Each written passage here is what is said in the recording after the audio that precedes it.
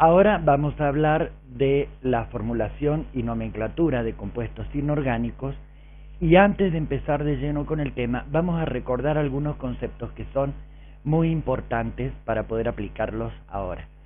En primer lugar, vamos a recordar qué es materia. Recordemos que materia es todo aquello que nos rodea, que ocupa un lugar en el espacio, que posee masa e inercia, que su masa se mide por el peso, y que impresiona nuestros sentidos. Ahora bien, la materia dijimos que estaba formada por átomos y moléculas. Ahora bien, ¿qué es un átomo? Un átomo es la menor porción, de materia que puede reaccionar químicamente y que es eléctricamente neutra, es decir, no posee carga eléctrica. El átomo se puede unir con otros átomos que pueden ser iguales, como en este caso, o pueden unirse dos átomos diferentes, dando lugar así a distintas sustancias y a una clasificación en sustancias simples y sustancias compuestas. Las sustancias simples son aquellas que están formadas por átomos del mismo elemento. Puede variar la cantidad de átomos, pero siempre que sean del mismo elemento. Por ejemplo, acá tenemos otra molécula hipotética. En este caso está formada por dos átomos, entonces es una molécula diatómica. Y en este caso está formada por 5 átomos del mismo elemento. Por lo tanto, tanto esta molécula como esta corresponden a sustancias simples. A las sustancias simples se las llama también sustancias elementales o elementos. Y son todos los elementos químicos que tenemos distribuidos en la tabla periódica. Mientras que si se unen sustancias de dos elementos, o sea, si se unen átomos de dos elementos diferentes, como en este caso, entonces hablamos de una sustancia compuesta, porque está compuesta por dos elementos diferentes. Este sería otro ejemplo. También tenemos 5 átomos, pero de elementos diferentes. Tenemos un elemento acá que es distinto de las esferitas blancas. Por lo tanto, estos son sustancias compuestas o directamente compuestos químicos. Vamos a hablar un poco de las mezclas. Las mezclas son asociaciones puede ser de elementos o de compuestos químicos. Son asociaciones. Por ejemplo, si nosotros acá tenemos esta sustancia, supongamos que es mercurio, y le agregamos, la mezclamos con otra sustancia, por ejemplo, oxígeno. Nosotros, esto es una mezcla porque, por un lado, como pueden ver, se distribuyen de manera más o menos regular, pero no reaccionan químicamente entre sí. Entonces yo, para realizar la mezcla, no tengo que gastar nada de energía, y para separarla tampoco. La mezcla yo puedo separarla y volver a tener por separado las sustancias que yo mezclé. Además, puedo mezclarlas en cualquier proporción. Puedo poner más cantidad de átomos de este elemento o de este otro. Bien, y esto es válido también para las sustancias químicas. Ahora, esto sería básicamente una mezcla. No hay asociación química entre esos compuestos. Ahora, si nosotros hacemos un procedimiento químico en el cual se produzca una reacción química entre los átomos, vamos a obtener estos, por ejemplo, donde tenemos los mismos elementos, pero cuando yo quiera separarlos, veo que están unidos, entonces no los puedo separar tan fácilmente. Y si queremos separar otro, tampoco, también están unidos. Y los otros también están unidos. Para poder separar estos átomos que constituyen la molécula, se pueden separar, pero para eso yo necesito aplicarle una reacción química que me permita separarlos. Puede ser que use energía eléctrica, como en el caso de la electrólisis, o energía calórica. Supongamos, si esto fuera óxido mercúrico, por calentamiento se pueden separar los dos átomos y obtener el mercurio por un lado y el oxígeno por otro lado. Entonces, esto sería básicamente la diferencia entre mezclas y compuestos. O sea que una mezcla es distinta de un compuesto. ¿Y la diferencia cuál es? Que en el compuesto químico están unidos químicamente. En cambio, en la mezcla simplemente están asociados, pero no está relacionado con ninguna reacción química que les haya permitido unirse. Vamos a hablar ahora de lo que es los números de oxidación.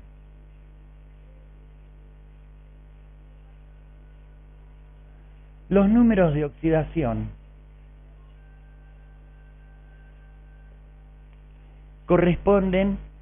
está relacionado con lo que en la escuela secundaria habrán estudiado como valencias. Y la diferencia es que las valencias era un número arábigo solamente. Los números de oxidación, en cambio, son un número que va acompañado de un signo que puede ser positivo o negativo. Entonces, un número más un signo que, como decimos, puede ser positivo o negativo. ¿Qué me indica esto? Nosotros sabemos que para que un átomo pueda unirse a otro átomo, debe haber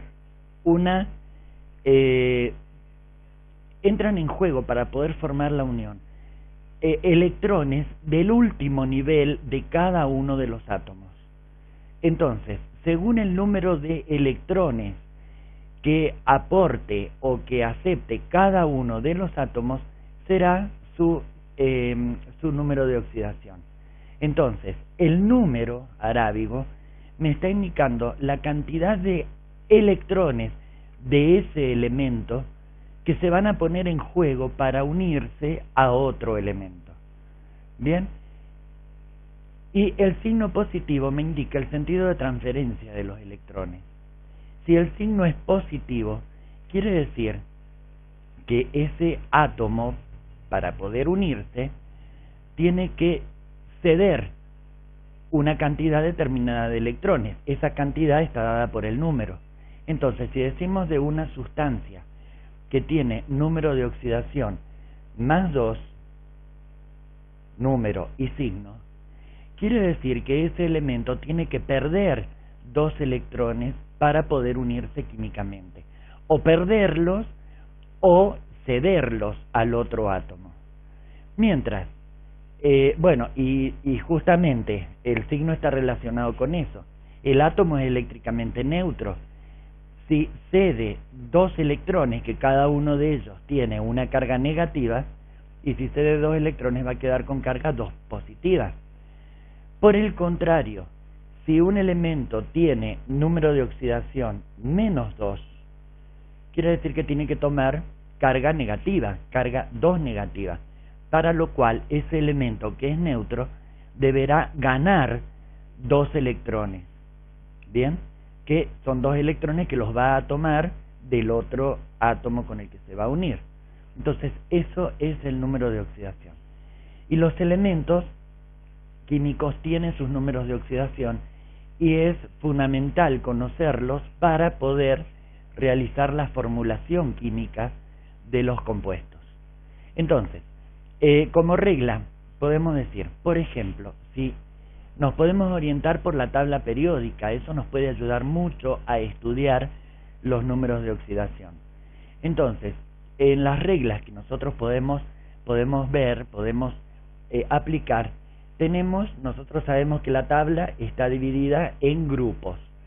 Si nosotros nos fijamos en la clasificación de los grupos, que está dada por un número romano y una letra, que puede ser A o B, eso nos va a ayudar mucho.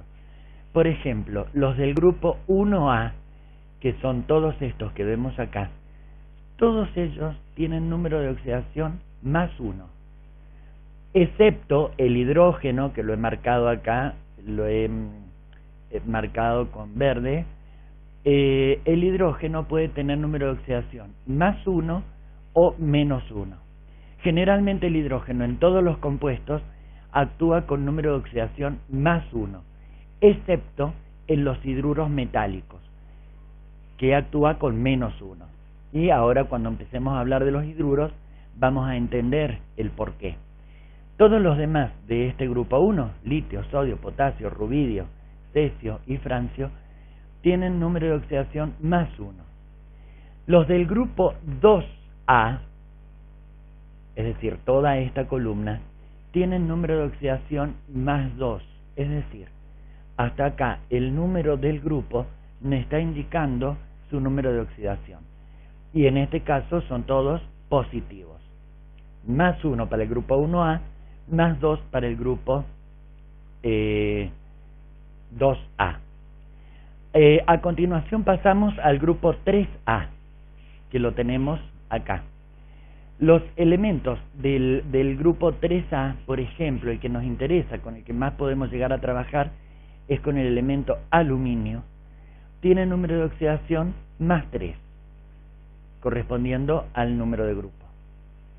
En el caso de los elementos del grupo 4A, donde tenemos carbono puede actuar con -4, +2 y +4.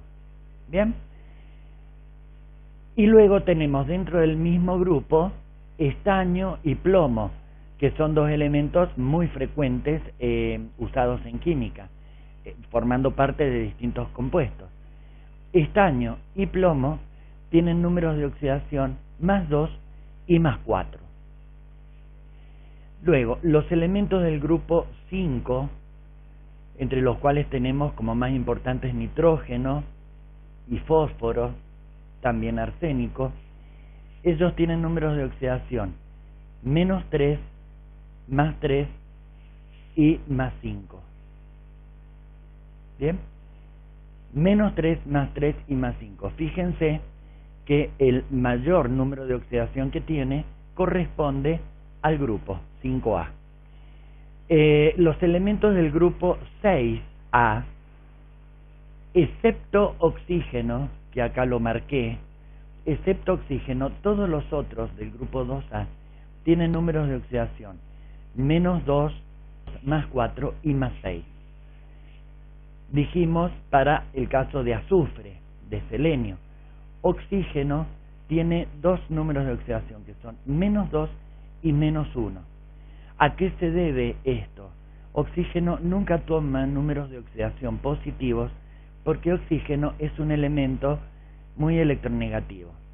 Recordemos que esto ya lo habíamos visto anteriormente, que la electronegatividad, si analizamos la electronegatividad de distintos elementos en un grupo, la electronegatividad aumenta de abajo hacia arriba. Es decir, que en el grupo 6A, oxígeno es el que está más arriba, o sea que es más electronegativo que todos los otros. Entonces, como ya es de los más electronegativos, no va a tomar números de oxidación positivos. ¿Bien?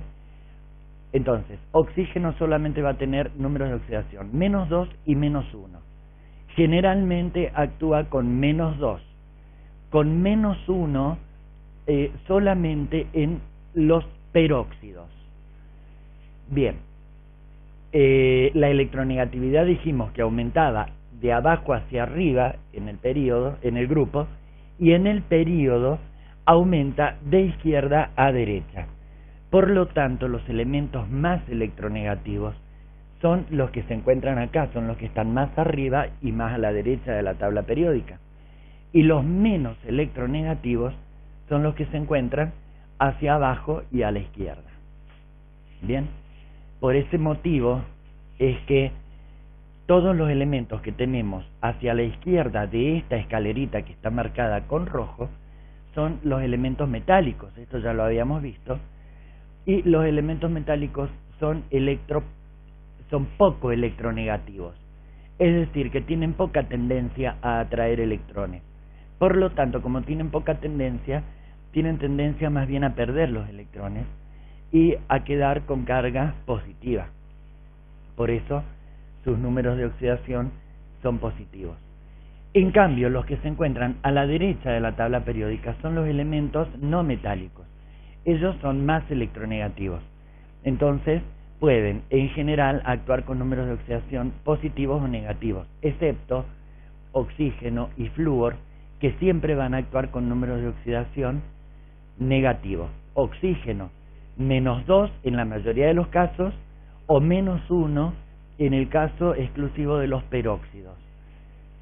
Los elementos del grupo 7A, excepto flúor, que por ser el más electronegativo siempre va a actuar con número de oxidación -1, los otros elementos, cloro, bromo, yodo, tienen números de oxidación -1, +1, +3, +5 y +7.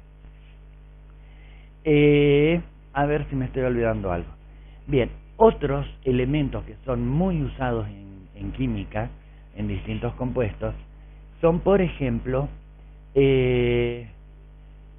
hierro, cobalto y níquel, que acá los he recuadrado a los tres juntos.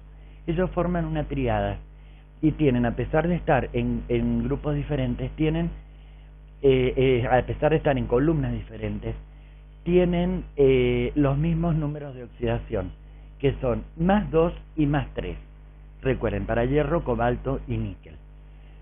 Tenemos cobre y mercurio, cobre acá y mercurio acá, tienen números de oxidación +1 y +2. Plata, que está acá, tiene número de oxidación +1. Y zinc, al igual que cadmio, tienen número de oxidación +2. Entonces, con eso ya tendríamos una idea de cómo la tabla periódica nos puede ayudar a recordar los números de oxidación en caso que nos olvidemos. Con respecto a las fórmulas químicas y a la atomicidad, eso ya lo hemos visto en el video Tecnicatura en Esterilización 5. Bien, y la parte de símbolos lo hemos visto en el 4 de Tecnicatura y Esterilización, o sea que lo pueden recordar de allí. Y para ganar tiempo vamos a pasar directamente de lleno a lo que es la formulación de los compuestos. Recordemos qué es la atomicidad. La fórmula química dijimos que es la que me manifiesta, me expresa los átomos que se encuentran presentes en un elemento y la cantidad de cada uno de ellos. Entonces, si tenemos por ejemplo una molécula de agua, la fórmula química me está indicando que tengo 2 átomos de hidrógeno por cada átomo de oxígeno. Bien, entonces esta molécula tendría una atomicidad, si tengo 2 átomos de hidrógeno y 1 de oxígeno, la atomicidad es 3. A veces es un poco más complejo. Fíjense que en las fórmulas químicas hay subíndices que me indican la cantidad de átomos de ese elemento, de hidrógeno en este caso, me está indicando ese 2, que tengo 2 átomos de hidrógeno. Pero cuando el elemento hay un solo átomo, no se coloca el subíndice 1, porque recordemos que la presencia del símbolo ya me está indicando que hay un solo átomo. Entonces sería redundante poner el número 1. Ahora, supongamos que esta molécula es muy sencilla para calcularle la atomicidad. Supongamos que tenemos una molécula de fosfato de calcio, que es un compuesto que está muy presente en los huesos de animales.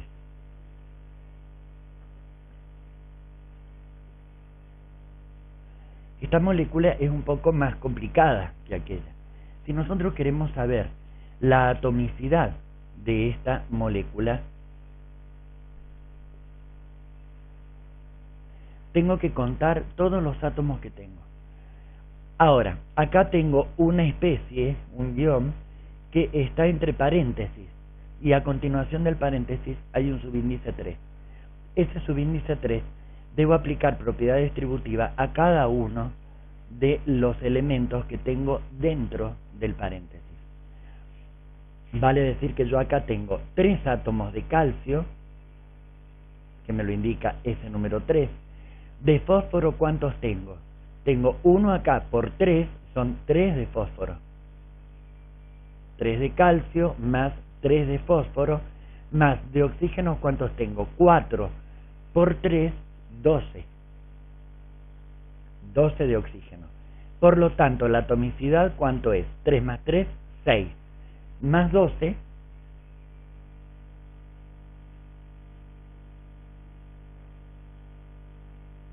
18. Este sería el valor de la atomicidad para ese compuesto. Ahora, antes de continuar, o sea, antes de empezar de lleno con los compuestos químicos y recordando lo que vimos recién de la tabla periódica, vamos a recordar 4 leyes que las tienen ustedes allí en el apunte, que no son leyes, son reglas muy útiles que nos van a ayudar en la formación de los compuestos metálicos. Y es, la regla número 1 me dice que el hidrógeno tiene solo 2 números de oxidación, que son +1 y -1. Y como les dije recién, en la mayoría de los compuestos actúa con número de oxidación +1, excepto en los hidruros metálicos. La otra regla nos habla del oxígeno. El oxígeno, como habíamos dicho, tiene número de oxidación -2, que es el que usa con mayor frecuencia, excepto el -1, que lo utiliza solamente en los peróxidos. De manera que nosotros, siempre que veamos que no sea un peróxido, veamos oxígeno, sabemos que está actuando con -2. Y siempre que veamos un átomo de hidrógeno, sabemos que está actuando con +1, salvo que sea un hidruro metálico. La tercera regla me dice, como les expliqué recién con la tabla periódica, que todos los elementos del grupo 1 tienen número de oxidación +1 y los elementos del grupo 2 tienen número de oxidación +2. La cuarta regla me dice que el número de grupo al que pertenece cada elemento es el número máximo de oxidación que pueden tener. Por ejemplo, recién veíamos en la tabla periódica, nitrógeno se encuentra en el grupo 5A. Por lo tanto, el número máximo de oxidación que puede presentar es +5. ¿Bien? Y efectivamente, nitrógeno tiene números de oxidación -3, +3 y +5, que es el mayor. Azufre, que se encontraba en el grupo 6A. Los números de oxidación del azufre eran -2, +4 y +6.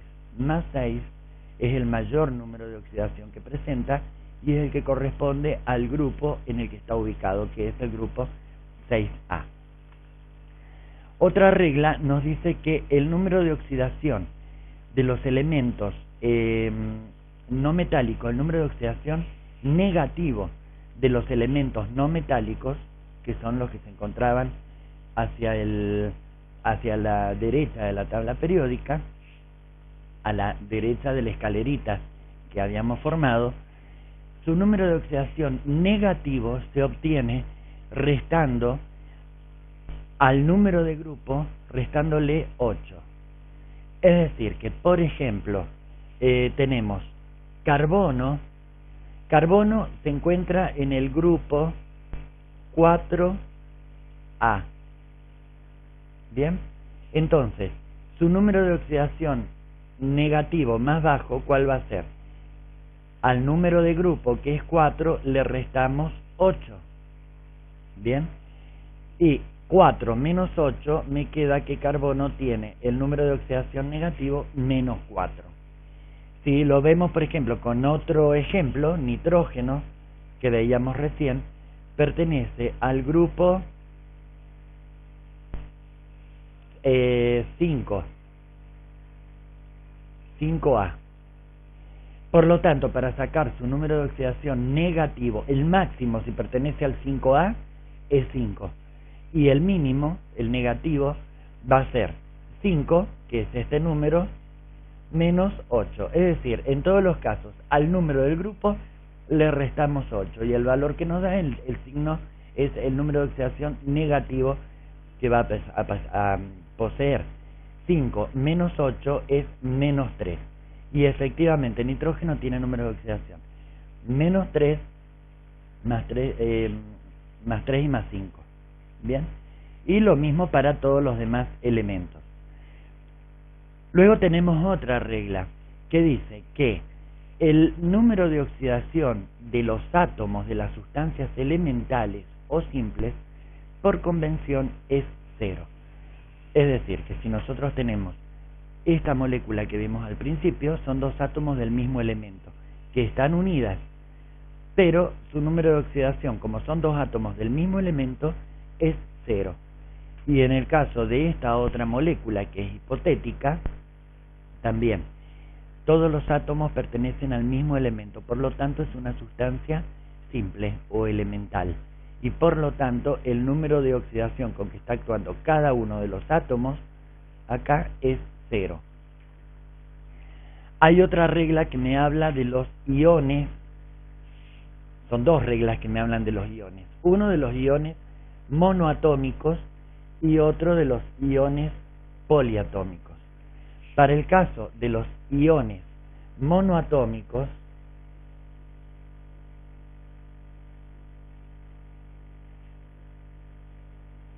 monoatómicos quiere decir que están formados por un solo átomo. Entonces, para el caso de los elementos monoatómicos, el signo y número de oxidación son el signo y el número de la carga que va a tener ese ion. Entonces, si vemos, por ejemplo, el caso de potasio, potasio tiene, el símbolo químico es la letra K, y tiene número de oxidación. El potasio está en el grupo 1. Recuerden que teníamos litio, sodio, potasio. Por lo tanto, si está en el grupo 1, tiene número de oxidación más 1. Por lo tanto, si su número de oxidación es más 1, su carga, la carga del ion potasio, va a ser más 1, coincidente con el número de oxidación. Por lo tanto, el ion potasio lo vamos a representar de esa manera. El símbolo con su número de oxidación positivo, que ya cuando sea ion tiene carga eléctrica. Bien, supongamos, para el caso del ion magnesio, el símbolo del magnesio es Mg. Su número de oxidación del magnesio es más 2, porque se encuentra en el grupo 2A de la tabla periódica. Por lo tanto, la carga del ion va a ser más 2. ¿Y cómo se va a representar ese ion monoatómico? El símbolo del elemento y como supraíndice la carga. Eso correspondería al ion magnesio. Esto es lo que me dice la regla número 7. Pero tenemos también la regla número 8, que me habla de iones poliatómicos. Los iones poliatómicos son los que están formados por varios átomos. Y para los iones poliatómicos, la carga del ion es igual a la suma algebraica de los números de oxidación de cada uno de los átomos multiplicado por la cantidad de veces que se encuentra. Por ejemplo, si nosotros queremos analizar el ion amonio, el ion amonio está formado por nitrógeno y 4 átomos de oxígeno. ¿Qué carga va a tener?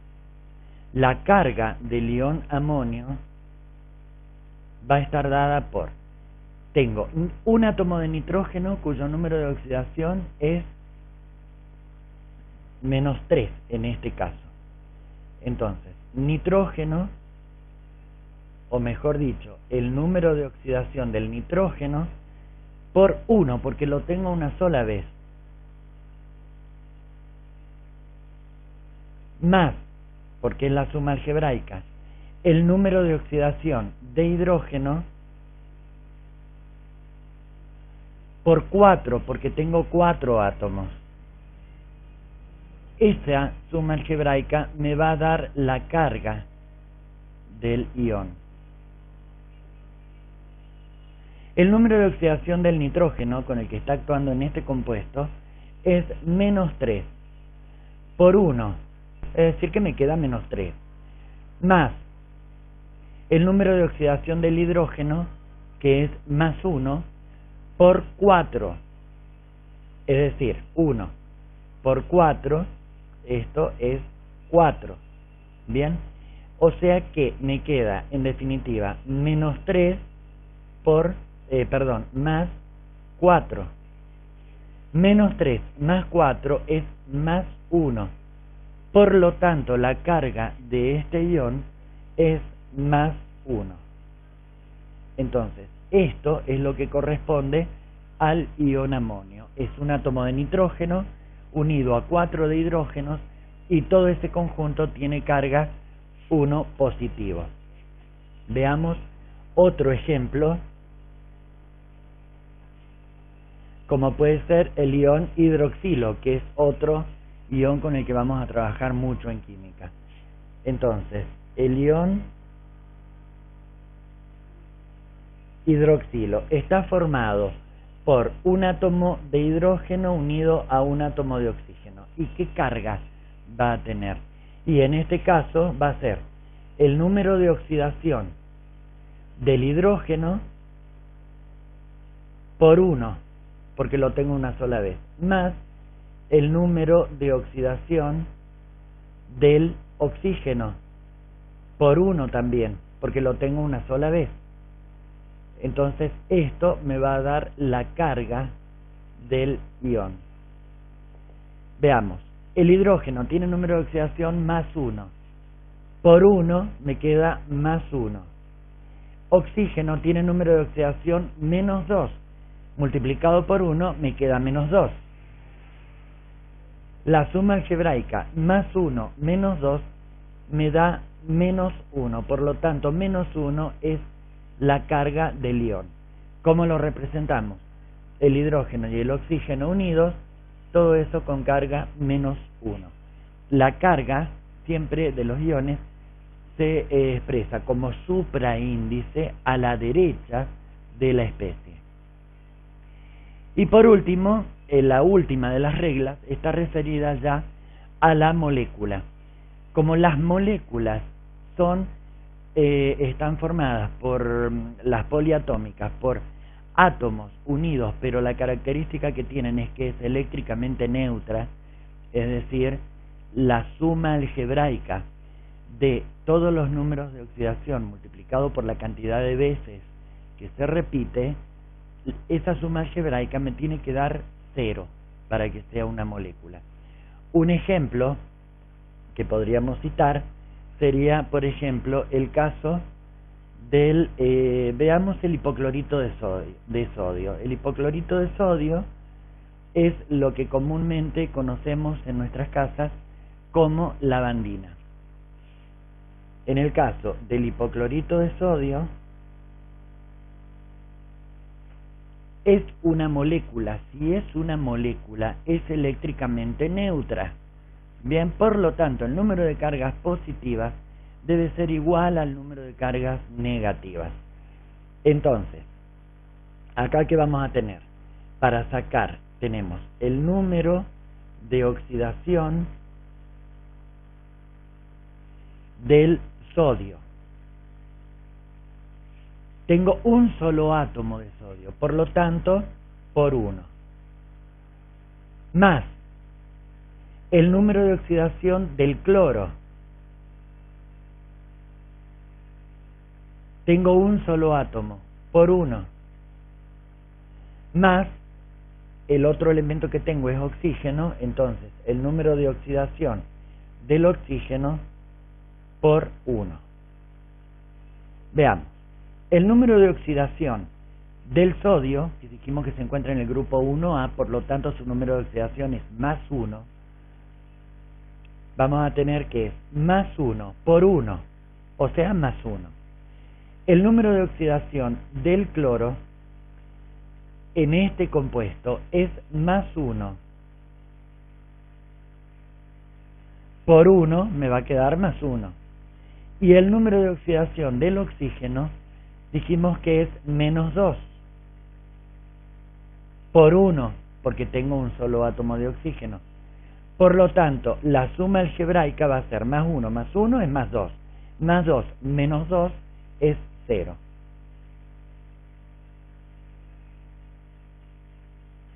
Bien. Y ahora lo que nos quedaría es ver la clasificación de las sustancias inorgánicas. Entonces, en primer lugar, tenemos que recordar que las sustancias inorgánicas pueden ser sustancias elementales o simples, o directamente elementos, y son todos los elementos de la tabla periódica. Y sustancias compuestas. Las sustancias compuestas se clasifican a su vez según si están formadas por solamente dos elementos, en ese caso son binarias. O si sería el caso, por ejemplo, de agua, sería el caso de anhídrido carbónico. Son binarias porque están formadas por dos elementos, independientemente de la cantidad de veces que se repita cada uno de ellos. O sea, por más que yo tenga dos átomos de hidrógeno y uno de oxígeno, los elementos que forman el agua son dos. Entonces no confundamos con atomicidad. La atomicidad es 3, pero el compuesto es binario, porque está formado por dos elementos. Y exactamente lo mismo para el caso del anhídrido carbónico. Su atomicidad es 3, pero está formado por dos elementos, carbono y oxígeno. Por lo tanto, es un compuesto binario. En el caso del ejemplo que vimos del hipoclorito de sodio, la lavandina, está formado por tres elementos, sodio, cloro y oxígeno. Por lo tanto, esto es un compuesto ternario. Y tenemos otro, por ejemplo, el bicarbonato de sodio, que si nos fijamos está formado por los elementos sodio, hidrógeno, carbono y oxígeno. Es decir, está formado por 4 elementos diferentes. Por lo tanto, corresponde a una sustancia cuaternaria. Entonces, ahora les voy a hacer un cuadrito y vamos a empezar a desarrollar uno por uno todos estos compuestos.